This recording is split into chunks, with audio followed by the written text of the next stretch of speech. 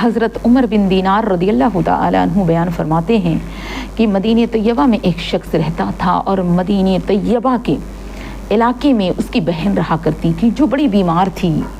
भाई उसकी अयादत करता था, यहाँ तक कि अयादत करते करते एक दिन बहन का इंतकाल हो गया।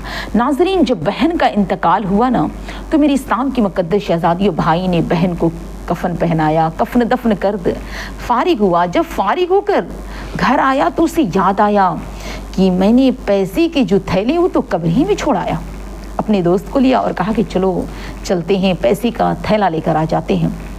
जब दोस्त के साथ आया, पैसे का थैला तो उसने ले लिया नाज़रीन, लेकर उसने अपने दोस्त से कहा कि दोस्त, हम अपनी बहन का कफन हटा कर देखते हैं कि उसके साथ क्या हाल है, क्या हो रहा है, मेरी बहन कैसी है। तो जब उसने कब्र में झांक कर देखा, उसके कफन में झांक कर देखा तो क्या देखता, उसके कफन में आग लगी हुई है। उसकी बहन पूरी आग में है, आग के शोलों में उसकी बहन है। नाज़रीन, लड़का बड़ा मायूस हुआ, टेंशन में रहा और घर आया, अपनी माँ से कहा, माँ, बहन कौन ऐसा काम करती थी जिसकी वजह से मेरी बहन आग में है।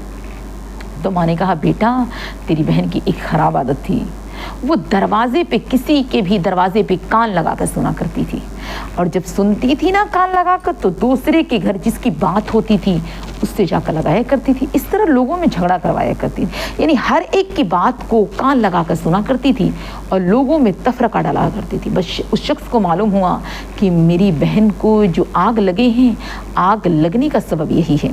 मेरी प्यारी अजीज़ात नाज़रीन, अगर आपको कब्र के अज़ाब से, कब्र के आग से आपको अगर पनाह चाहिए, कब्र के आग से अगर आपको महफूज रहना है, तो एक लोगों या दूसरे एक लोगों के घर की बात को सुनकर दूसरे लोगों के घर तक न पहुंचाएं। और अल्लाह तबारक व तआला हमें और आपको चुगली से महफूज रखें।